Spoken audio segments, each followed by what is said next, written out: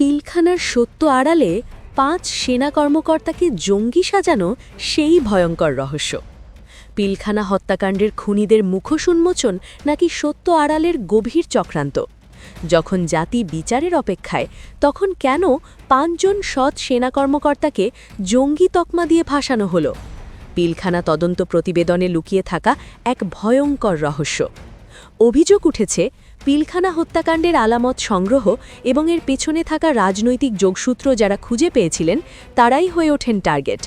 পরিকল্পিতভাবে তাপস হত্যাচেষ্টা মামলা সাজিয়ে ক্যাপ্টেন রেজাউল, রাজীব, সুবাইল, ফুয়াদ আর মেজর হেলালকে অভিযুক্ত করা হয়। ১ মাস ধরে জেআইসিতে জিজ্ঞাসাবাদ, সাদা কাগজে জোর করে স্বাক্ষর আদায় আর সাজানো স্বীকারোক্তির মাধ্যমে তাদের ওপর চাপ সৃষ্টি করা হয়। অভিযোগ আছে, সেনাবাহিনীর ভেতরে জঙ্গিবাদের এক ভুয়া বয়ান প্রতিষ্ঠা করতেই দেশপ্রেমিক এই কর্মকর্তাদের বলির পাঠা বানানো হয়েছিল।